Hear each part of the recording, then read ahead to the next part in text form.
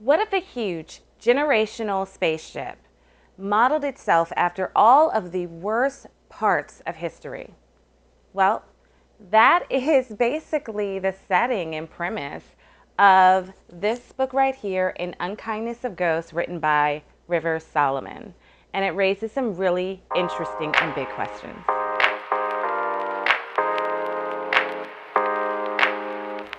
Hi everyone, welcome and welcome back to my channel where we relish in the wonders of literature. My name is Chantel and I'm so excited to be with you guys today. I'm excited to share with you my book notes with you to talk about In Unkindness of Ghosts, which is a book that I just recently finished reading. Now I wanted to just kind of describe like what my book notes are, because it might not, I don't even think it's a popular term, but I decided, you guys, instead of me like rating books and giving it stars, I know that's very popular for people to do, but I decided to stop doing that because it just didn't feel authentic to me and my experience with books. When I finish reading a book, I'm not thinking about what star would I get it or how would I rate it, if it's good or if it's bad. Instead, I'm really left thinking about, how did this book impact me? What were the themes? What was it trying to express? How was it written? Just like the craftsmanship of it. And what questions did it leave me? What am I walking away with after I, reach the end and close the book? What questions are lingering? And so that's what I thought I would share with you. And as I read, you guys, I'm the type of reader that, oops, sorry for that signal of the shakiness of the screen, but I wanted to share with you, I actually take notes on books that I'm reading. And so that's what I thought, instead of me, doing something that wasn't authentic for me, I would share just what really is authentic to me, and that's sharing with you my book notes. So if you see me look down, I apologize, but that's just because I want to make sure that I'm sharing with you my thoughts as I have journeyed through this book together. All right, so first thing first, we're gonna just jump into kind of like the background and setting of this book. Oh, and I did want to say, this is no spoiler zone. I am not going to give anything away that will be like, oh, why did you say that? I was going to read it. You don't have to worry about that. It is a spoiler-free experience. A spoiler-free experience, an SFE. It's an FSE, y'all. Okay. All right. So I came across this book, was introduced to it with my from my sci-fi, fantasy, and horror book group that I love a lot. And this is our March read. So I am reading it during my birthday month. If you all don't know, it is my birthday month.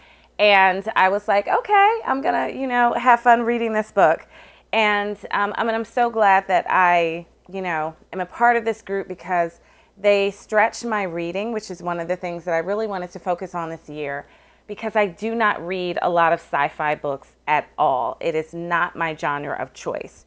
So I definitely am happy to kind of be forced to read, and to read with a group, and to read with some accountability.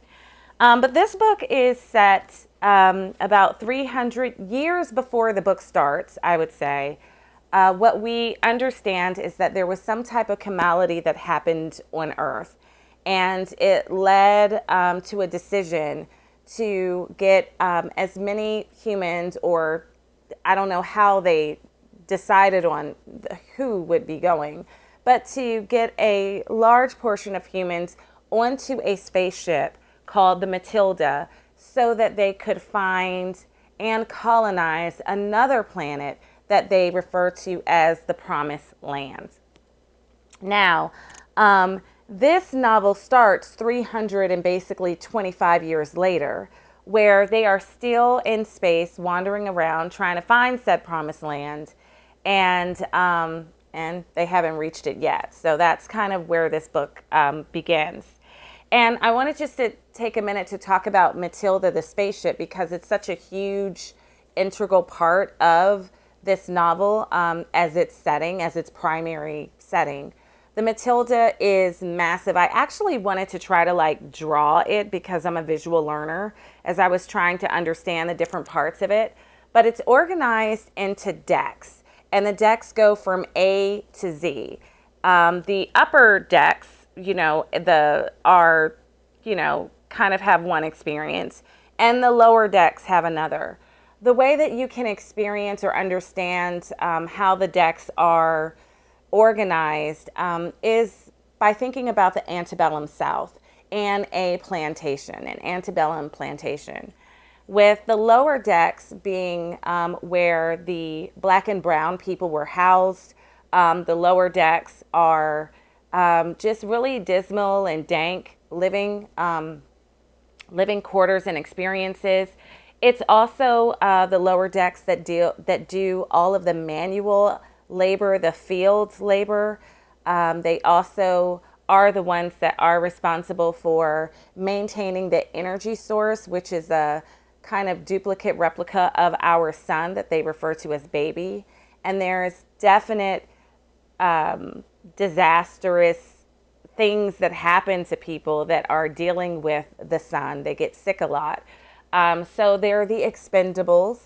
They also are ones who don't have a lot of like whole family ties, that they've been kind of split and orphaned, or there's lots of death. So you don't see a lot of whole families together. And another thing is that they have overseers. They are policed in very harsh and brutal ways by these guards who oversee and who are there to make sure that the rules of the land are supposed to be followed. This is a different type of experience when you go upstairs, when you kind of make your way up to the upper decks. And the upper decks, think about it, the closer you get to kind of the plantation house, or the closer you are to power, your life is different. So in the upper decks, there is ease, there's warmth, like literally physical warmth, there's luxury, there's abundance, there's provision, there's privilege of time for people to take strolls and, enjoy the day. And in these upper decks, that's where you have your white people or your very, very light people. It's also in the upper decks where the sovereignty lives and operates out of. And the sovereignty is a limited monarchy, if you think about it that way. And it is also where religious values and practices and laws are housed, and where the religious people are. So that's where that all kind of is housed in those upper decks. So it's a real distinct division of classes that we see in Matilda. And very much like in U.S. slavery, where religion justified the enslavement of African and African Americans, it is the same thing here in this book, where religion is justifying the treatment, the very poor treatment of black and brown bodies, and the laws that they have in place to regulate them. In fact, the thought is that one of the reasons why it's taken so long for them to reach the promised land is because the sins of the lower deck people are thought to cause a gulf between Matilda and the promised land. So it's really the sins that are kind of making it harder for them to reach this promised land planet that they are supposed to inhabit. The protagonist in this story is named Aster. And Aster is I found her to be a really interesting character. She is fierce, she's bold, she's brilliant, she's also very tender and nurturing. So as fierce as she is and hard as she is at times, she's also equally tender and soft and nurturing.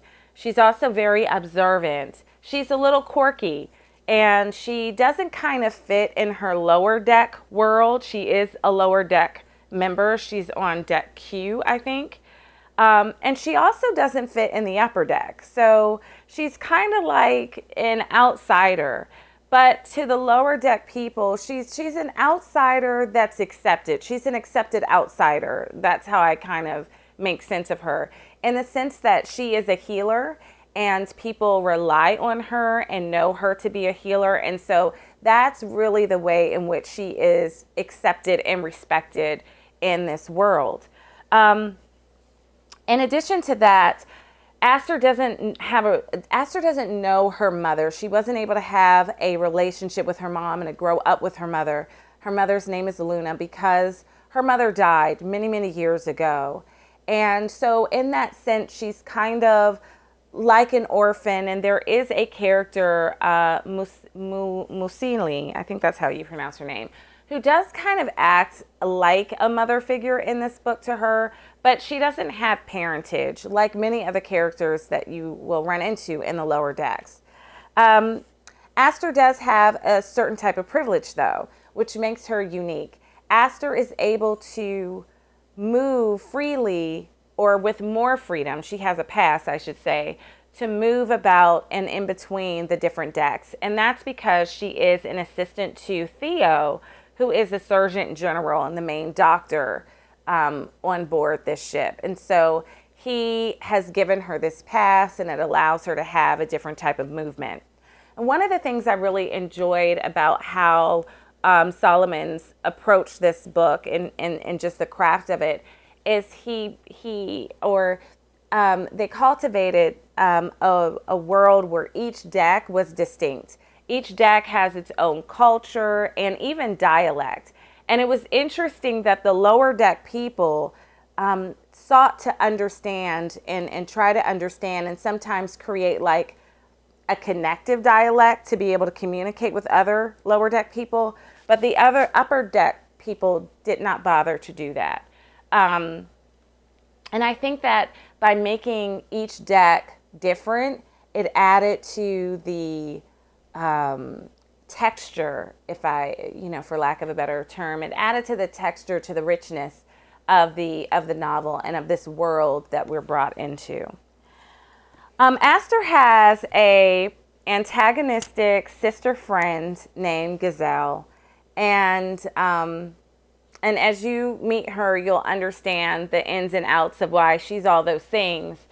And what happens in this novel is that there is a desire for Aster to know more about her mother and to especially know more about the circumstances around her mother's death.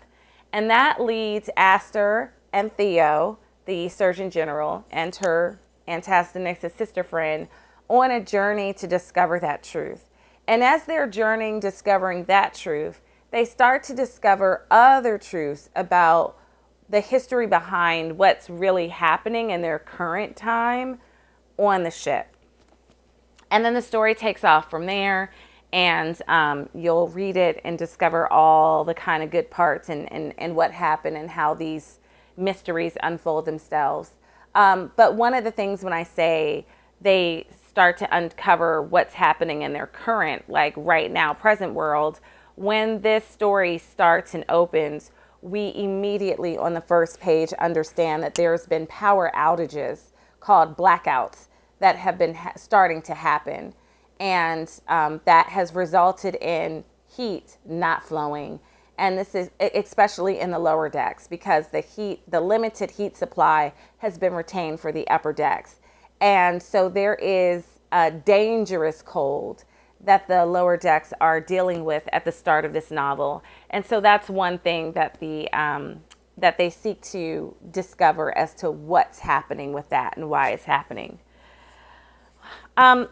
There are many themes that are present in this book, but I thought I would share the main ones that stuck out to me as I was reading this novel. And the first one is oppression and power struggle. And so this is just, I think, a right there present kind of theme, even as you can probably imagine for yourself as I'm describing it. What I really liked about the approach of oppression and power struggle and how we're seeing it played out is we're really seeing the truth, I think, is excellently portrayed in this work, that you cannot have oppression without cruelty. And we see so many displays of cruelty in both the big ways and also the very small and subtle ways. And I found myself reading and imagining, well, which is worse, a big act of cruelty, a big act of violence, that you see coming and there's almost like a begin and an end to it, or the little subtle acts of cruelty that are just like ongoing and exhaustive. And that's one of the things that I experience. You experience both all the time in this work, and that was the question that I kind of was left with, and a truth that, yeah, you can have oppression without cruelty. And I think that is something, that's a truth that counters this notion of God ordained it. This wonderful, loving God ordains these systems to be this way. It actually is counter to that for me. So that's a theme that, one of the themes that stuck out to me with that. Another theme is freedom and survival. And so I think this is just a great connective theme, because whenever you have oppression, you have the oppressed people that are trying to be free. And they have been in this situation for hundreds of years, generation after generation. And you definitely see where there is lack of freedom. But one of the things that I found encouraging or hopeful, because there is some hope in the book, y'all, it's some hope, is that how people create their freedom, or how people resist against oppression to be free, and what that looks like, and how people survive. So definitely we see communities coming together. We see these families being made that really aren't technically real families. And we see, like, what does it take? How can people who are boxed in and so limited, how can they be free? And one of the things that came out of slavery is that you can, and I forgot who said it, maybe it was Harriet Tubman, you can slave my body, but you can't slave my mind. And I think that that's definitely something that we see, that despite the harsh and unkind conditions that the lower deckers lived in, there was still humanity. You saw the humanity shine up in several different instances throughout this. And I think that that's such a symbol and a nod to freedom when you have that humanity. There are things that are limited and are controlled, but there are aspects about us that are not. We also see in here dreaming, and it got me wondering the impacts of dreams and the ability to dream and its relationship to freedom. And so this is something else that I thought was interesting that this novel brought forth. The third thing that really, is prominent in this work is identity, and identity in a variety of different ways. There is the identity of your familiar location, who you are born to, who are you, who's your people, right? And for many of the low deckers, they did not have that identity, or it was fragmented, or it was places of shame. And so we see how the impact of not having an anchored identity has on the different characters, especially, I would say, the three main characters, which is Aster, Theo, and Gazelle.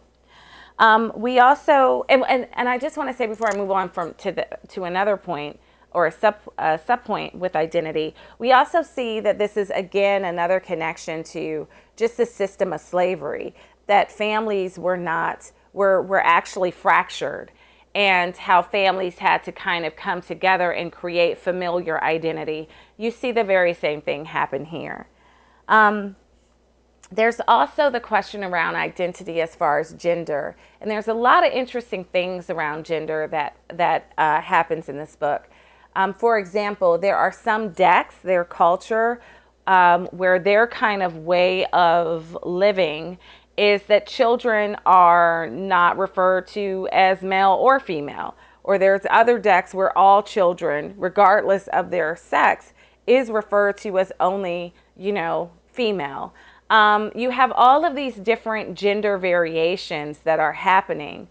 And it's really very interesting, and it's was something that was like, okay, this is the accepted norm of this place.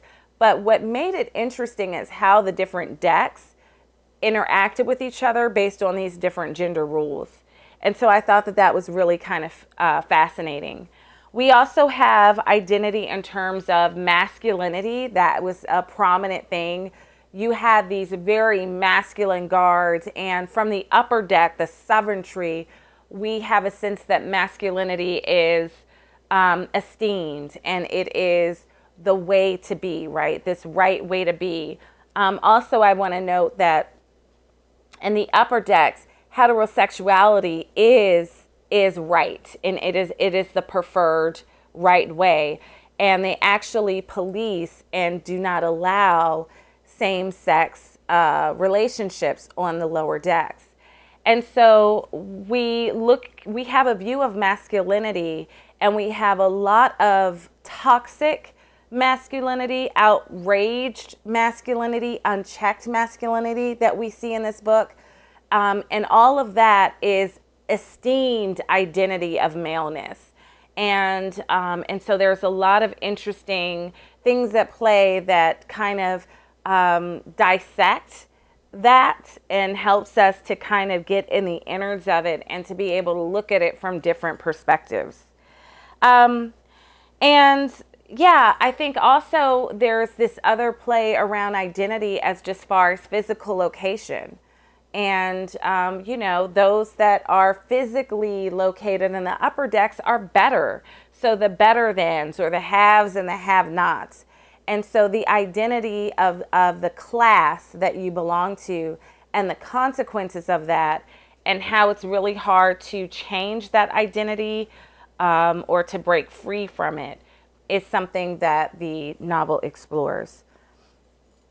And as we travel throughout this novel, we do see the intersectionality between all these identities, because, like us, our different identities do intersect and interact with other humans out in the world. And so I really enjoyed the way, or appreciated the way, River Solomon's worked that and allowed us to experience these intersecting identities as we journey through the novel.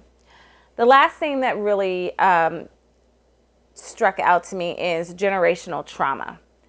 And I think that as an African American, we still have not dealt with yet, as a race, but definitely as a country, about the generational trauma that slavery had and still and is having, right, on our society. The ways in which it made us sick, and the ways in which it was harmful and just truly traumatic. And this is something that is also not dealt with here. What we see is the generational trauma. We're able to see it. And I think because we have this outside perspective, we're able to name it and recognize it very quickly. But we're also seeing what it looks like when generation after generation after generation, Band-Aids are put on things, but healing hasn't happened. And naming it trauma hasn't happened. And so I really I think that's the thing that I walked away with most, or that impacted me the most, that there's just such a need for it. And it's not just in the lower decks, because I think that they have a greater sense, because they're living, they feel the edges of it, the sharp edges of inequality and of injustice. They feel that. But what is interesting are the characters in the upper decks that are so padded in their privilege they don't see the ways in which they've been traumatized by this system as well. And so I think that that is very interesting and connects so much to things that I've thought about in our current world and what's happening around us and just where we are as a nation. So much trauma and not enough healing for that to happen. Um, and so, yeah, those are the four kind of themes that jumped out to me. And I wanted to read a passage that sums up kind of all, that not sums up, but that speaks to, shines a light on all of the different themes that I just brought up. And if you have a copy of this book, I'm reading from the bottom of page 239, the very bottom, to the next page. No, I'm sorry, y'all. That's the wrong page. I will be reading from the bottom of page 241 to page 242. And this is a scene where Aster is meeting with a character called the Lieutenant. The Lieutenant is an upper deck, lives in the upper deck, and is part of the sovereignty and has a lot of power. And so he says to her, it's a kindness that there are few mirrors in the low decks. For your own sakes, you kill yourselves if you knew, if you were faced with your faces over and over again. It is, and I don't know how you stand a walk through the corridors among yourselves, seeing what you see. Aster kept her face to the door as she listened. I have 6 pit bulls, he said, the same shade of brown as you, a dark burned maple color. And they are graceful, fierce, beautiful creatures. How is it that a 4-legged beast with a snout for a nose that doesn't bathe itself, how is it more beautiful than you? I mean, where's the fairness in that? Aster could not answer his question because she did not accept his initial premise. Well, more than anything, he continues, I pity you. We tried to tame you, but there is no taming vermin. Tell me, how would you feel if a mouse joined you at the supper table without explanation, without apology? Would you not recoil? Would you not chase it away and lay traps for it? Often, a mouse will lose a limb in a glue trap. And is it not for the best? He seemed to be done now, and Aster thanked the heavens for that.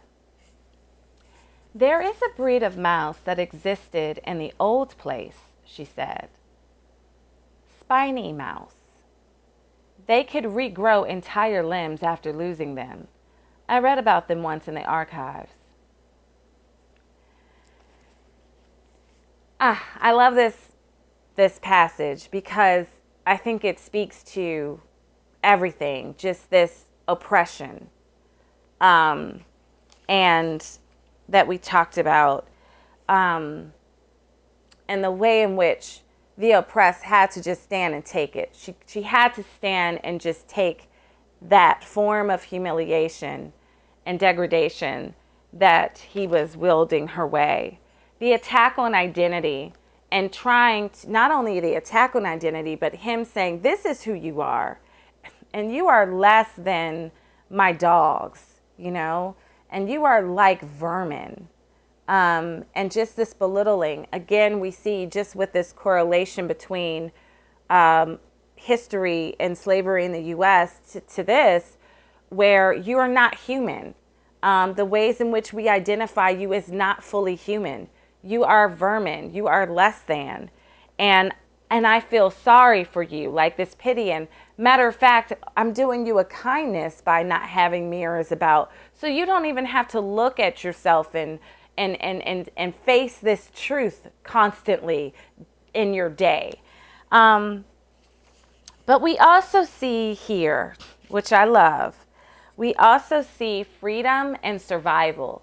Aster says, I don't accept that premise. There's something in her that knows I don't have to accept that premise.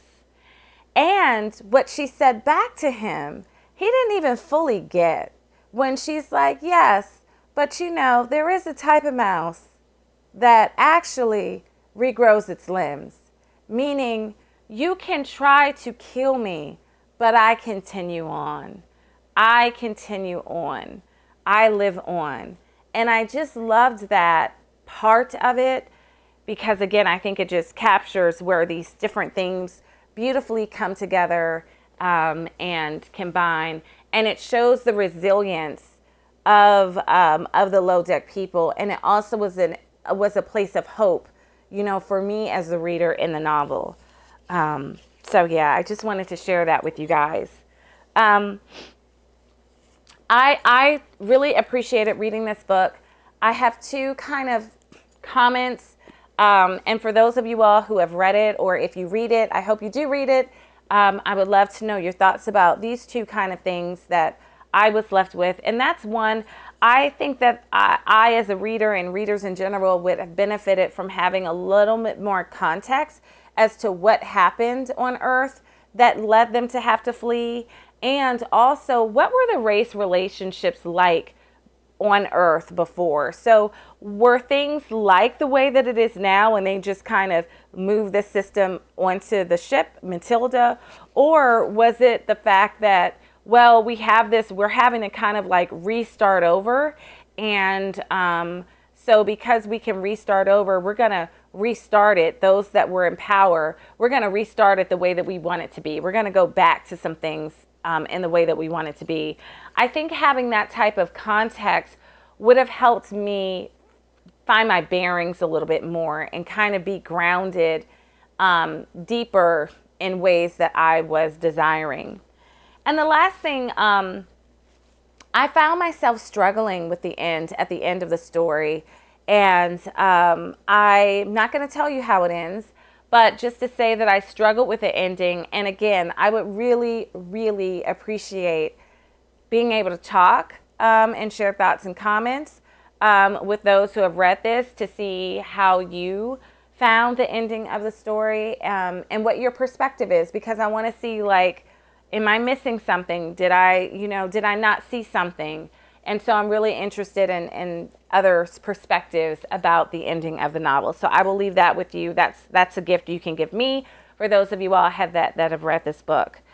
But this novel did raise some really meaningful questions for me that have lingered on, and I've been appreciating thinking about. And to me, that's the point of literature. It gives you something. And so I just wanted to end my time with you by sharing questions that I'm thinking about. And one is, how does systemic oppression shape individuals and societies over time? Because we do have this over time, even though we are with these characters for a short amount of time as we're plopped into their world, we do have this historical sense that things were being shaped over time. Another question is, what does it mean to be free? And really this exploration into this idea of freedom, and where does the idea of freedom connect and interact with the concrete physicalness of freedom? And my last question is, how does knowledge function as both a tool of liberation and oppression? And this kind of nods back to that passage that I shared with you. She had this knowledge about this other type of mouse that was able to regrow its limbs and thus live on. And so, yeah, what is the role of knowledge? And so those are the kind of three questions that have like been kind of staying with me, and I've been thinking and playing with. And I would love to know questions that have been lingering with you. This is not a happy-go-lucky light read. I will let you know that right now. It is not. It is heavy and it is dense. And so I just say that to say, yeah, be mindful of when you read it. You know what I'm saying? Like, it's a good read, but be mindful of the space that you're in when you read it. I'm thankful that it is among us, that it is in this world in this physical form. So thank you, Solomon, for doing the work and for birthing this. I appreciate it. It provides, I think, a great way to explore or to connect with, experience, understand better what happens in America with slavery and the legacies and the things that continue to happen. So I think that if you're looking for just another way to enter into that topic, this is a good book for that. If you have read this, again, you guys, please leave your comments in the comments below. If you haven't, let me know if you plan to read it based upon this. I would like to know that as well.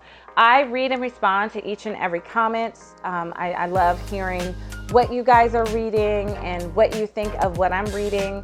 I'm beginning to put together a list and pick some books off of suggestions that you guys are sharing with me. So please take the time to read. And as always, I didn't say this at the beginning because I always fail to do that. Please like and subscribe. This is a growing channel and I'm wanting to grow and extend our book family. So please take a moment to like, subscribe, hit the bell. And also, you guys, share this channel with a book-loving friend. We are a community of people that love to read and again, that like to relish in the wonders of literature. So please, please, please share it with your friend, your cousin, your sister, your spouse, your child, all those people who love to read literatures. We are gentle readers here. We are not in a rush to read thousands of books, and it's not for checkbox, but really for our enjoyment and for our growth. That's why we read. So until I see you next time, take good care of yourself and visit a local library and buy yourself a book. Bye.